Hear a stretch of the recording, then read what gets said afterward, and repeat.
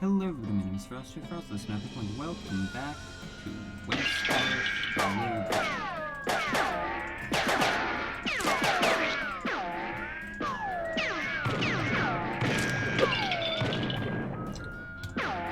I don't remember where we were. Oh, right, we had just checked out the circus.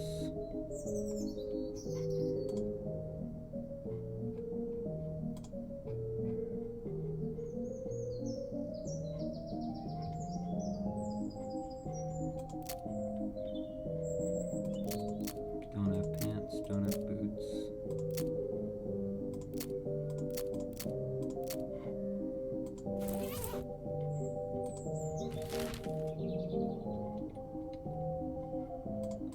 What quest do I have?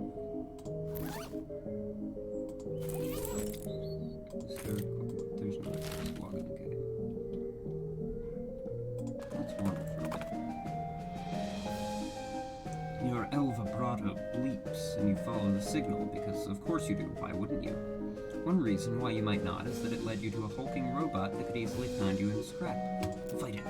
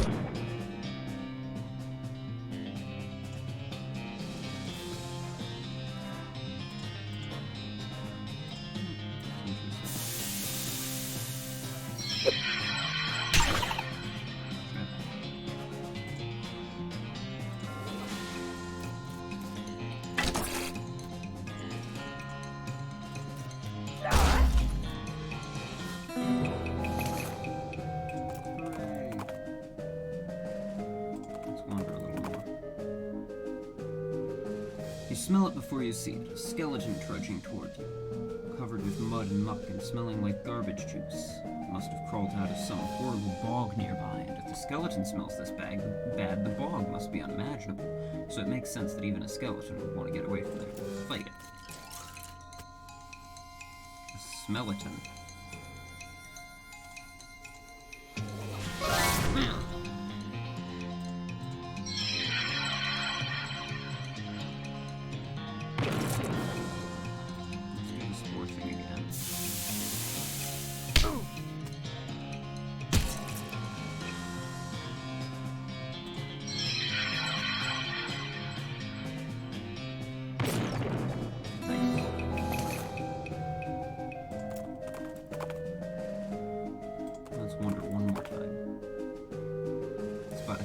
Grazing off the side of the trail, just as it spots you. Its eyes glow red. Its eyes glow, and two shadow cows split off from it, forming a small, frightening herd. Ooh. That's a lot.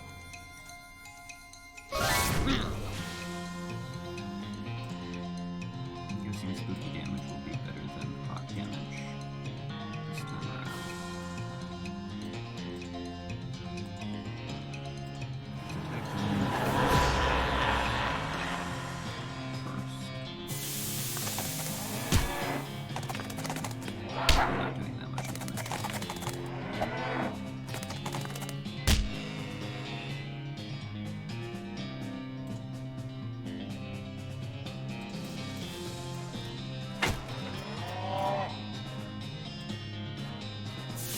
Keep reducing their stats. They can't do anything.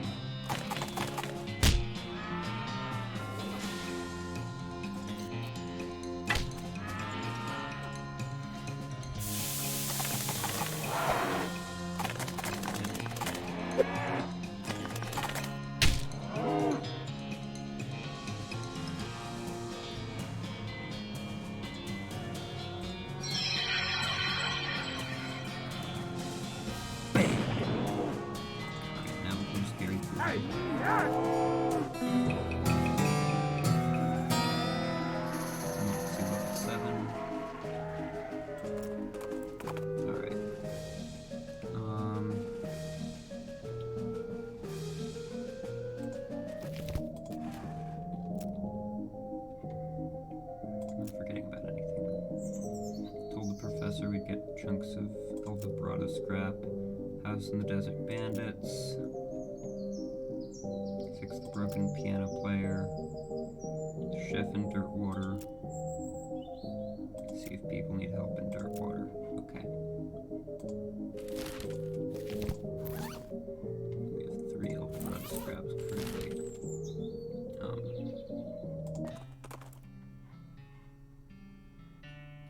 Well, I was heading back to Dirtwater, but your El Vibrato transponder starts beeping. You follow it to a small outcropping of El Vibrato ruins in a nearby creek bed. Got more scraps and a punch card. Well, now I can probably visit the professor.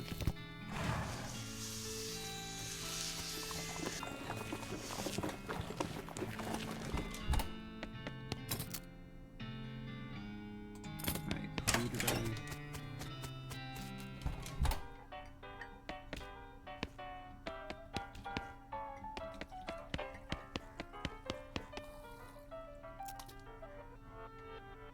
Lift up the piano player's coat to reveal the hatch on his back that leads to his innards. It's locked, but it's not a very good lock. You pick the lock. You open the hatch and check out the machinery inside. There's obviously something wrong, given all the plinking and springing and clicking noises coming out of the gears and stuff. Looks pretty complicated. Ah, I see what's wrong. You recalibrate some strings and rearrange some gears, and the machinery inside starts operating smoothly. The music improves immediately. Nothing to it. Howdy, Frosty. Anything I can get for you? Hey, Lloyd. I fixed the piano player for you. I thought so. He sounds much better. Thank you. Thanks a heap, Frosty. I'd offer you a free room in exchange, but you've already got one. No worries, Lloyd. Need help with anything? Nope, everything's right as rain here. If you're looking for work, you might ask the jailhouse? Okay, bye for now.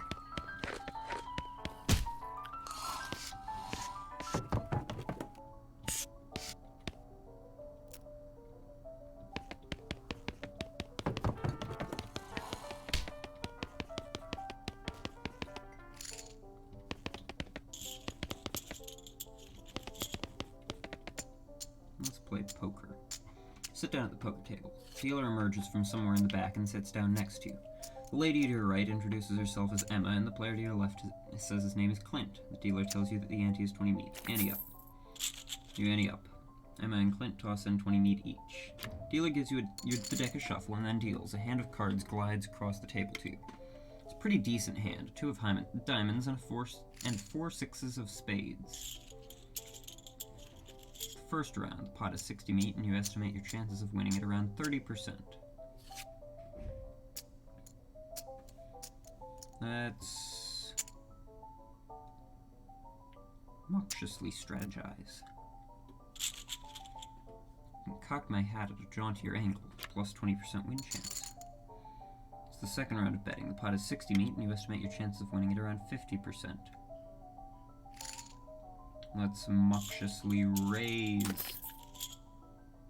a flourish, I plop down 20 more meat in front of me. Last round of betting. Time to do or die. The pot is 120 meat, and you estimate your chances of winning at around 50%. Let's strategize again. Reveal my cards. I win! Turns over Georgia straight. Turns over straight. I'll walk away.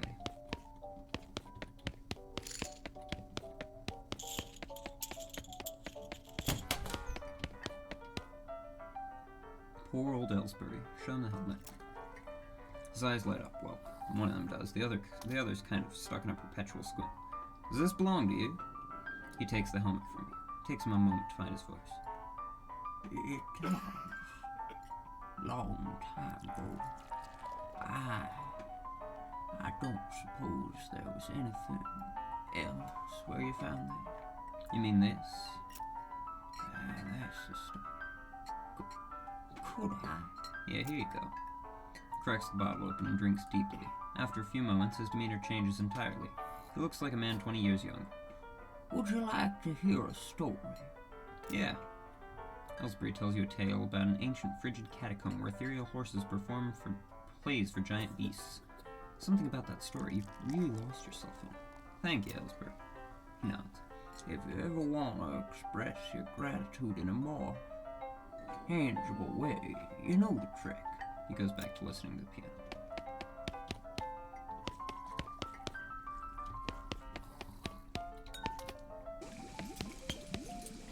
Have you got that saltpeter yet? Yep, got it right here. Oh, that's the stuff. Thanks. Okay, the next thing I need is a certain kind of hot pepper. It's called a murder pepper. Because it's really spicy? Because it literally has a knife and kills people who ask dumb questions. They grow in the area outside of town. You should be able to find one if you just wander around a while. Okay.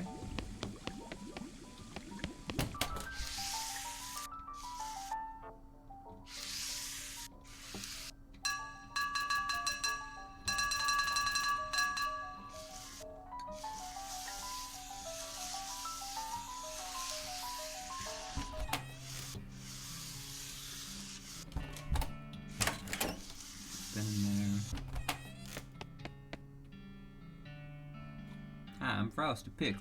Any mail for me? Nope. Darn.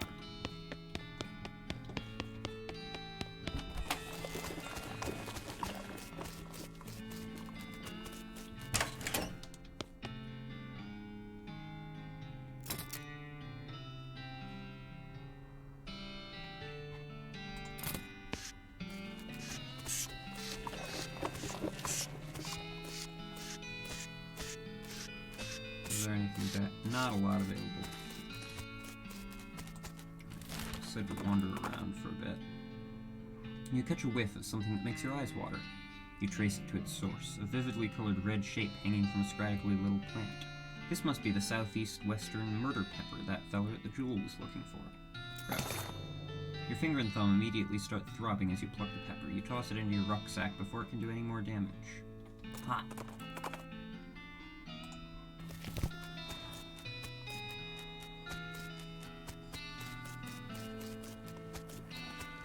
Oh wait, it was in the saloon.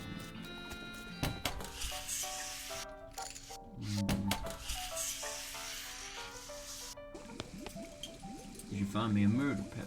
Yeah, here it is. Nice big one. That'll last a while. Good going. Okay, so, if you're still looking for stuff to do, I need someone to go check my mail. I ordered a new saute knife, but I haven't got time to go fetch it myself. Here's the key to my post office box. Alright.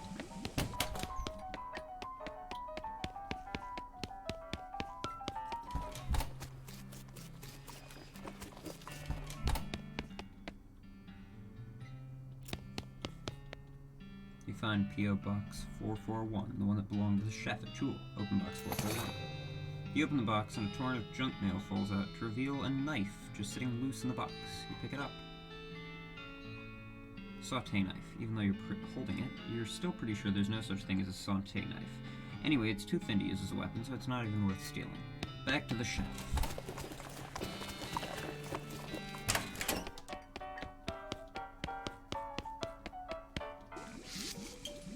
Have you got my knife? Yep, here you go. Excellent. This will work a lot better than that hammer I was using. Okay, I only need one more favor from you, but it's the most important. I used to have this recipe for a very secret jerk sauce, but my jerk friend, Dave J., stole it from me, and then he died and took the secret to his grave. Literally, I mean, he was buried with it. You want me to dig up his grave? He's dead, he won't mind. Where's he buried? In the Daveyard, naturally. Well, okay. Let's head to the Daveyard.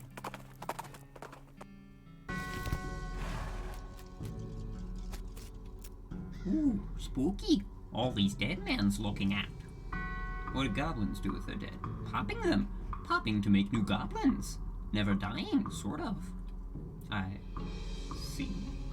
What do you think we should do next? Bang sticks. Smee was saying all of the bang sticks to needing for the iron snake key to fixing. Dynamite, yeah, any ideas? Here lies Dave B. Died with his boots on, but not his pants. Dig up the grave, just to check the veracity of the epitaph. Sure enough, boots but no pants. Brown boots. Aside from a light dusting of what looks like blue chalk, these boots are remarkably well preserved for having spent so much time in the grave. Plus one action. Nice, now I finally have boots. These remains look pretty restless. Put them down for good.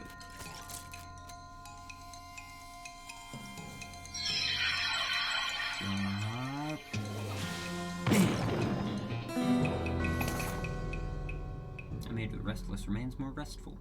Got a skeleton bone. You don't have a bone to pick, but you do have a bone. Hooray! Here lies Dave C. Went down in a theater. This tree has dozens of messages carved into the bark, each reading, Dave was here. Here lies Dave J. Rap-a-pa-pow! Dig up the grave. Dave J is the one we're looking for. You dig up the grave and pry open the coffin. Instead of a corpse, it contains a garbage bag? Strange. Reach inside. You reach into the garbage bag and are surprised to find that it's full of pudding? No, it's not just pudding. It's pudding and motor oil. Who would do this? You finally manage to reach all the way to the bottom of the bag and retrieve a sodden lump from the bottom. You unglob the wab and dry it off, and then wash your arm in a nearby ditch. This better be worth it. Dave's secret sauce recipe. Just combine these ingredients in a small pot, stir, and abracadabra. Rap-a-pa-pow. More remains to kill.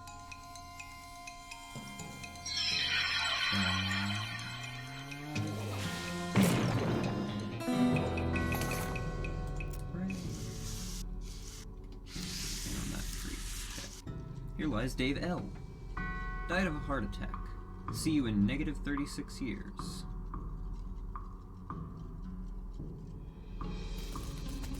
Hold on, I want to check some of the dates they died just in case there's anything entertaining or interesting. Okay.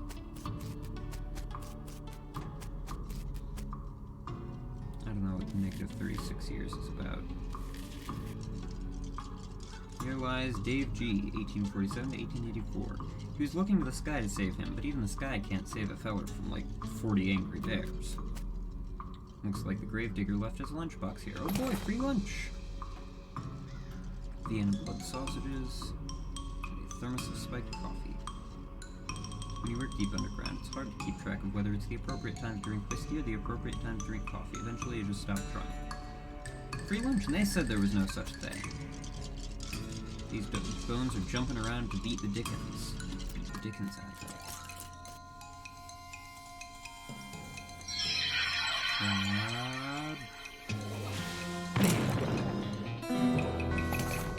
it. You check the bones for Dickens. Nope, you beat them all out. Hooray! Here lies Dave D. The truth was out there. It killed him. Here lies Dave G. Murdered by a different feller named Dave G. Pile of bones that isn't moving around for a change. Dig through it.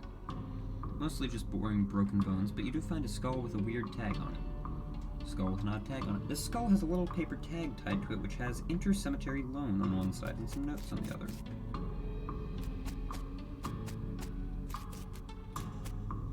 Oops. This is one of those things they have in mausoleums, you know, one of those big marble things with drawers full of skeletons. Open one. The skeleton of Dave McCree.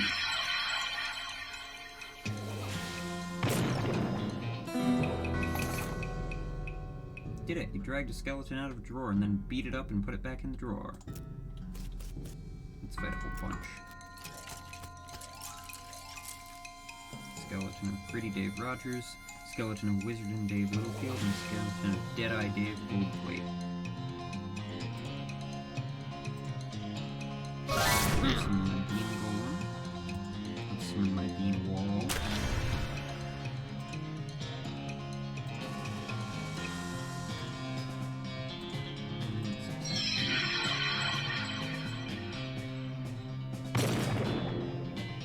And Gary.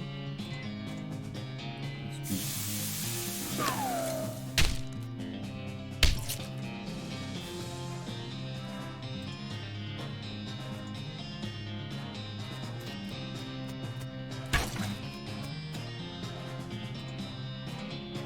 Three up and three down. Thing they would say about this if baseball analogies were a thing now. Hooray! Some kind of ritual circle drawn on the ground in red chalk. This is a pile of mostly burned rags that maybe used to be a person? You dig through the rags and find a few things that look like they're worth keeping. Gore-splattered scroll. The scroll is almost too covered in blood and viscera to read. Lucky for you that you've gotten all that practice reading inside of a dog. Human ashes. This is a human in the final stage of that whole ashes to ashes thing. Well, part of one at least. A human gets harder to keep track of when it's in powder form. A burned scroll. The scroll has mostly been burned beyond legibility, but you can just barely make out something about hellcow energy between the scorch marks. Any of these examine. Scroll's in bad shape and you can't really make out anything new, but you're convinced this must be another clue to the whereabouts of the necromancer. Stick the scroll to your journal.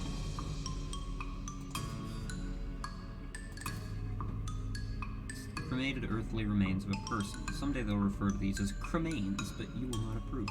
Scatter them.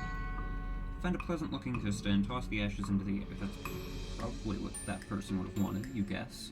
Rest in peace, ashes. Read it. You scrape the largest of the giblets off the scroll and read it. It says to take a pile of human ashes, spread them out in the shape of a person inside a red chalk ritual circle, then sprinkle them with stardust and place a mostly perfect, or better, glass sphere with where the heart would be. Anyway, that's the gist of it. The actual text has a lot more these and thous and such as that, like that. Plus, there's a bunch of weird gibberish you're supposed to say out loud while you're doing it. Well, great. I wish I had known that before I scattered the ashes. Oh, wait, hold on. It still will let me perform the ritual. Let's see. Oh, I don't have any human ashes on me. Dang it. Maybe I'll get some other human ashes later.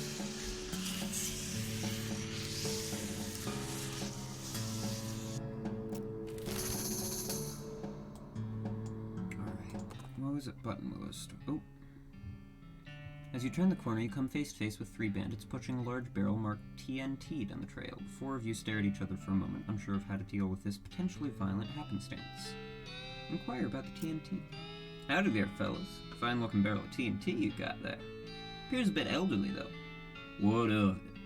Well, when TNT gets old, the nitroglycerin starts to sweat out of it.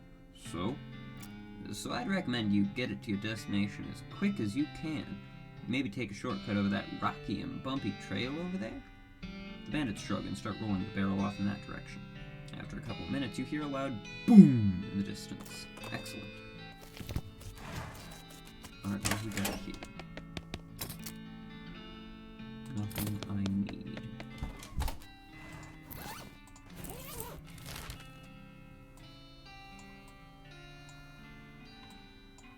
Okay, let's go to the professor.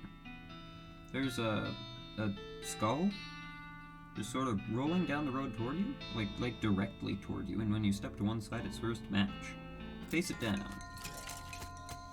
A tumble skull. Of course.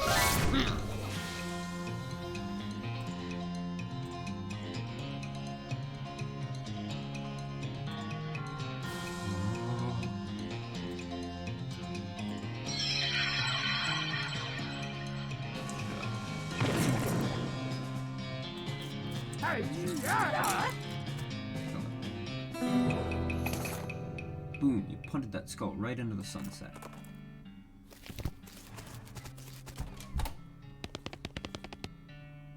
Good to see you again. Have you got those 5 piles of scrap here? Yep, got 'em right here. He ambles over to a strange contraption in the corner of the room and begins to tinker. Great! Let me just... Yep. Okay, this'll do the trick. Let me just get this running, and then you'll be able to grab a keystone from it. It'll take another 5 scrap for each one you need. Are you familiar with the Lost Dutch Oven Mine? Grim place, but that's where I found the chassis for that fabricator, wedged behind an unusual pile of rocks. Seems like a good place to start hunting. Alright, I'm on it. Alright. Let's head back to the store, actually, because I want to sell some of my stuff. Find a wrecked bank stagecoach with a strongbox in back. It's too heavy to carry, but too locked to open. Pick the lock. Pop the lock open and find a ton of meat inside. And since the serial numbers aren't sequential, the bank probably won't be able to trace it if you keep it for yourself. Awesome. Nice. Alright.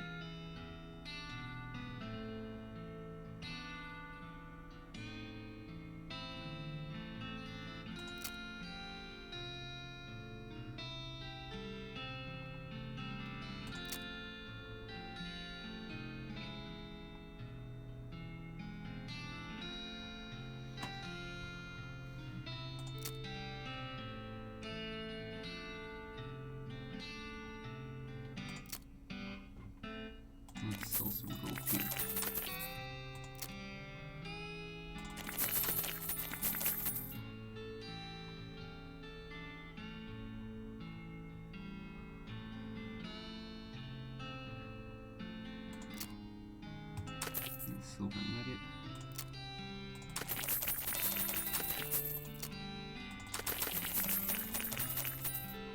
Alright, that'll do for now.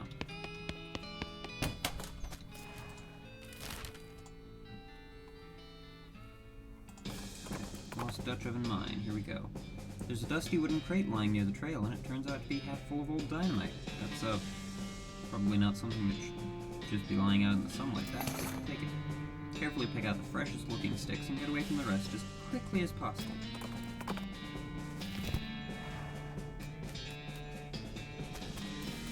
need more forage.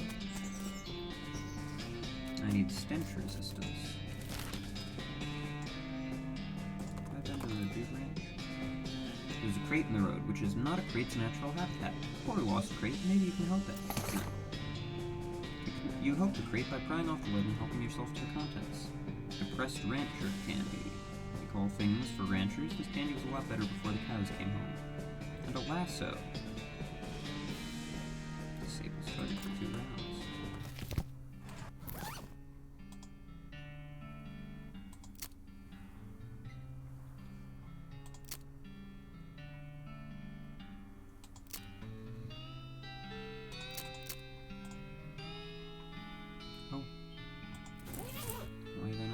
Yet. Flip through the book and find a few things that might be of use. There's a chapter about cooking bean dishes so small that they have to be served intravenously. Gives blood beans, a skill that lets you regenerate health during combat. There's a list of meditation techniques to help you concentrate while cooking and or fighting. Gives use the old bean, a skill that temporarily increases your mysticality. I'll take blood beans. Master the art of microscopic bean conjuration and fill your bloodstream with restorative proteins. Bloodstream is chock full of tiny beans, which are, in turn, chock full of restorative proteins. Unfortunately, you get so distracted by your newfound vigor that you misplace the book. Aww. Okay, I have been here. Yeah, this place.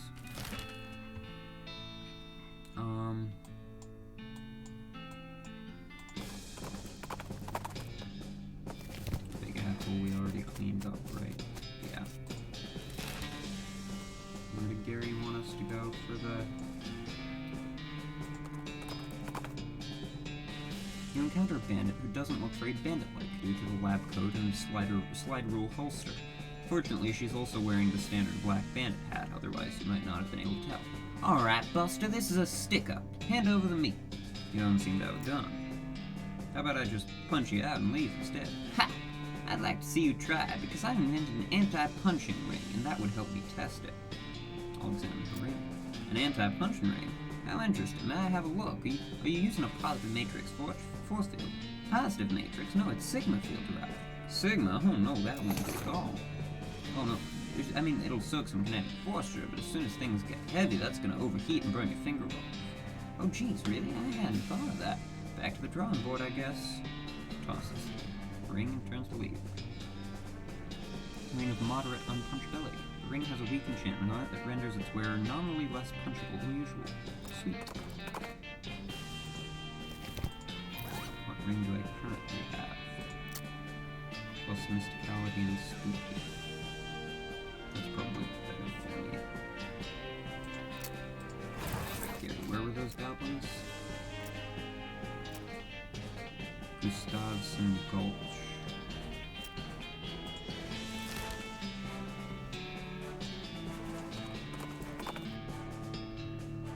Off the trail's shoulder, you see some ancient petroglyphs carved into a rock. Translate. They seem to translate to my seconds to the second of a conscious soul. Intriguing.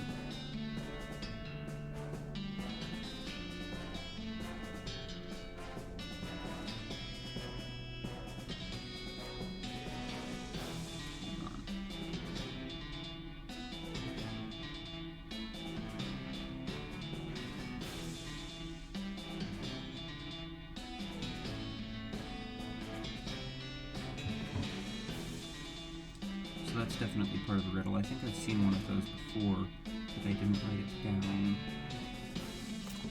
That's definitely going to be in, like, the second letter is the second thing.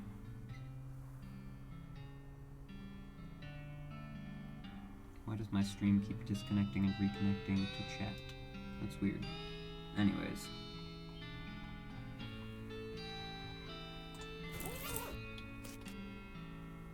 I'd like you to try the riddle again. Okay, ready? Ready. Okay, last riddle. Here is it. Metal thing with little teeth. In a hole while turning round. Entrance to my house is found. Where is it?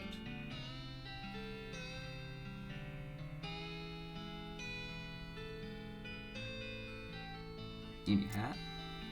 No, did looking there already. In your vest pocket? Under your welcome mat? An egg.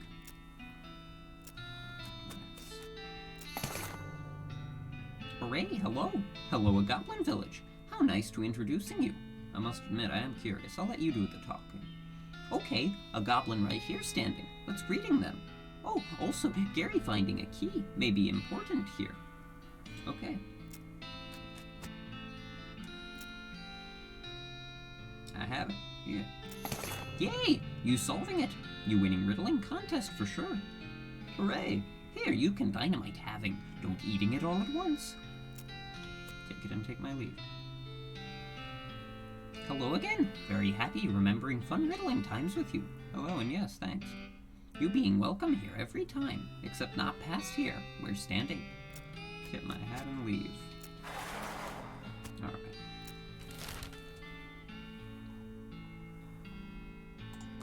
Before we deal with that, let's return the recipe.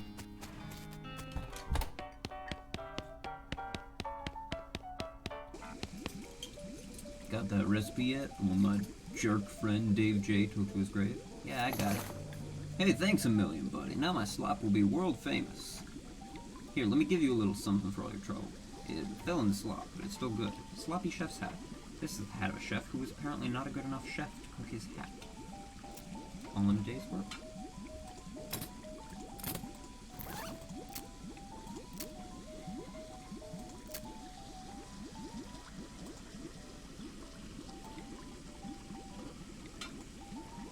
We have a lot of mysticality, so I think for now we'll keep the thing that boosts our other stuff.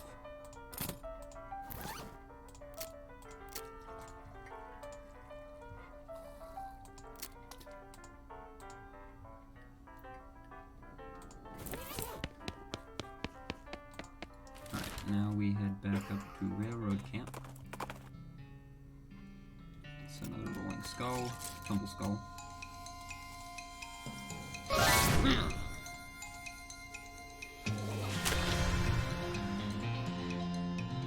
Where's my blood beans skill?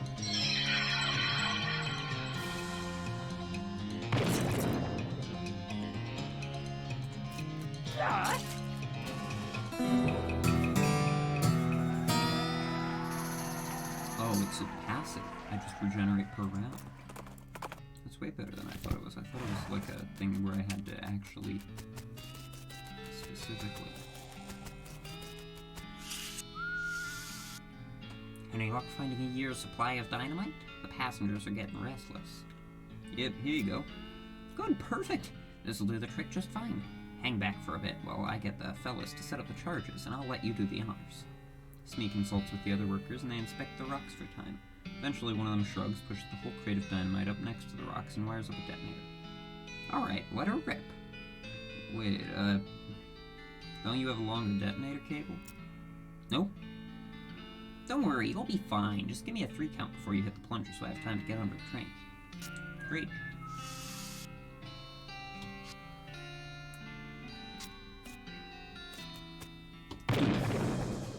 Bluey!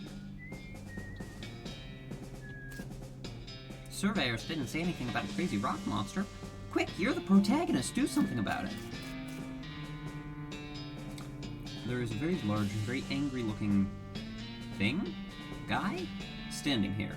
Apparently it's a little peeved at having a year's supply of dynamite blown up next to its butt while it was sleeping. How are you going to handle this? Magic it away. You still your breathing and squint until you can make out the rock monster's aura. As you expected, there is a web of cracks and faults in it, where the creature's energy was disrupted by the force of the dynamite. You point your finger at the weakest part of the damage and channel a little magic into it. The monster's aura shatters and the rocks drop lifelessly to the ground.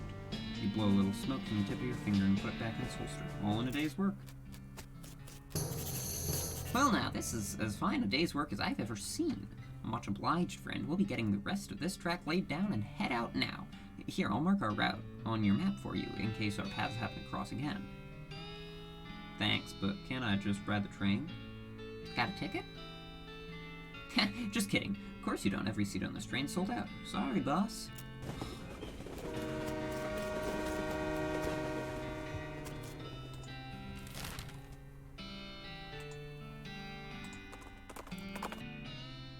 Nearby hissing sound alerts you to the presence of a snake.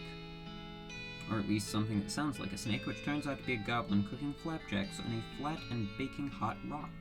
The grayish batter sizzles as the goblin pours out some more, and then they look up and give you a surprised look. Hey, what? What, a human? Hey, what you doing out here, you? You two thieving flapjacks, maybe? Nope. Talk to it. Be calm.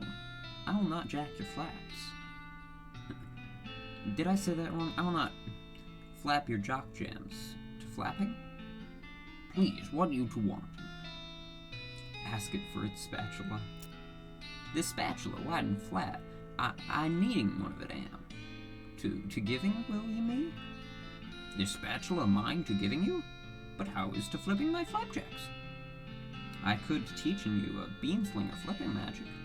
Interesting to hearing about it. Okay, we'll be trading a spatula for magical lessons. Teach me this.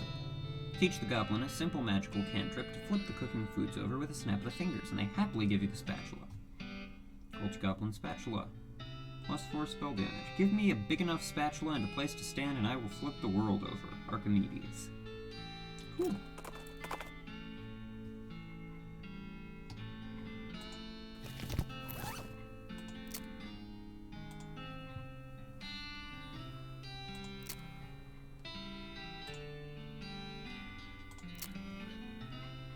So this is this is more max damage, but way less damage overall. Slightly more spell damage, but I think Beefus's thigh is still the way to go.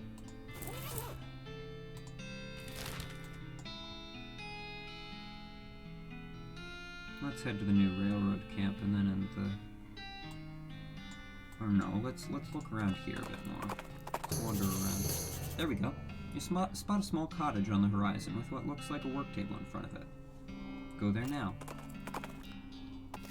Because this area is very empty, so we definitely have more to find over here.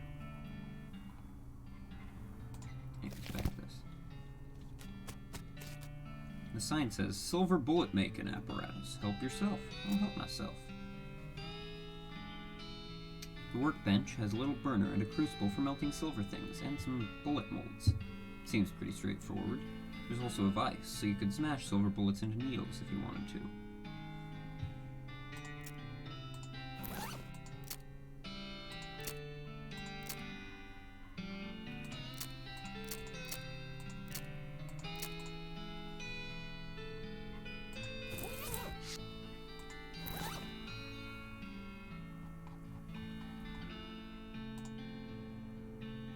So probably shouldn't have sold that silver nugget, but let's make some bullets. You melt down the wedding ring and make a couple of bullets. It might have been a shotgun wedding, but it's a revolver divorce. You're not planning on going to any weddings or funerals anytime soon, so figure it's safe to turn these cufflinks into something more immediately useful. Oh, I didn't mean to do that. You squeeze the bullet into the vise a bunch of times to make some crude needles. I want to check how many needles I had. Oh well, only 2 apparently. So yeah, let's make a couple more needles. Door's locked. Pick the lock. Go inside. Hold on, what does Gary have to say about this? A bench and human tools for looking at. This looks like gear for making bullets. Oh, bullets are things to making? Weird. Huh? Well, yeah, somebody has to make them. Where did you think they came from? Thinking they are gun eggs. Hello? Nobody home? Nope, and from all the dust, it looks like they've been gone a while. Nice, so things for us being? Whatever isn't nailed down, I figure. There's a note on the safe reading, I forgot the darn combination to this confounded thing. If you can open it, you're welcome to what's in it. Looks like a tricky one. I don't have safe cracking 3. Shelf looks pretty picked over. Search. Find a couple of things that still look edible. Excellent. Bookshelf contains like 90 copies of Johnny Tremaine. There's something weird about it, though. It's too neatly organized, like maybe the guy was hiding something. Search for secrets. Tucked behind one of the books, you find a small envelope filled with receipts. About half of them are from a shop called the Silver Plater. He was crooked. The silversmith was selling cheap fakes. Oh well, he's gone now, and so are most of his customers. No sense in stirring up trouble at this point. You write down the location of the shop. It might come in handy. It's hit the road. Well, not yet, of course. A twin bed. The silversmith must have been a bachelor. Or a half-wit guy with a half-wit spouse. A spittoon. At least, it looks like a spittoon. But it's next to the bed. It might actually be a bedpan. Investigate. Oh, really? I mean, if it is just a spittoon, that's bad enough, but it might be a bedpan, and that would be way worse. Investigate it. I feel like maybe you aren't getting what I'm saying. We're talking about an object that someone probably uses when they wake up in the middle of the night and can't be bothered to walk to the outhouse. And the best you can hope for is maybe they only use it to spit nighttime tobacco juice into, in which case it's only full of rancid, congealing tobacco spit. I'm investigating it. Are you even listening to me, or are you just sort of skimming past the text? Bedpan. I'm pretty sure there's treasure in there, and you aren't stopping me. Bedpan! Shut up, I'm investigating. Okay, fine. Have it your way. Your own filthy, disgusting way. It turns out to probably not be a bedpan, but it is definitely a spittoon, and it's definitely filled with rotting brown spit. Fish around in it. What is wrong with you? Bite me! Oh, good God. Okay, you plunge your hand in, up to the wrist. It makes a whoop noise and breaks the thin skin of congealing toxins that was previously keeping the dire smell in relative check. Now you are choking in a miasma of oily, bitter chaw stink. You know that feeling you get when you're about to puke? How you get that taste way back in the rear corners of your mouth, that metallic tang by the root of your tongue like you're sucking on a corroded old penny? Just tell me what I found already. You found a filthy slime-covered old brooch. Are you happy? I bet you're gonna put it on without even washing it first. Maybe I will. So there. Rolling brooch. This brooch would be much smaller if it weren't for the thick layer of tarnish and dried tobacco spit.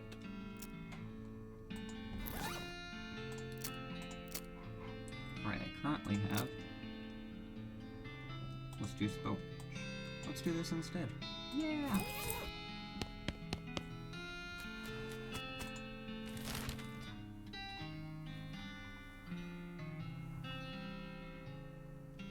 Let's go to the Silver Plater, and then we'll be done after that. You encounter a cowpoke trying to ride her horse up the 45-degree surface of a rocky ridge. They're both having a hard time. Give him a boost. You dismount your parallel horse and get behind the diagonal one. A couple of heaves and a hoe, and the cowpoke crests the ridge. She gives you a grateful tip of the hat and continues on her way. Silver Plater. Is this sign to reading? It says Silver Plater. This guy covers things with silver to make them, well, silver. Ooh, can the man making Gary silver? That would be expensive, and I'm guessing it would probably kill you. Bah, no good is that. Indeed.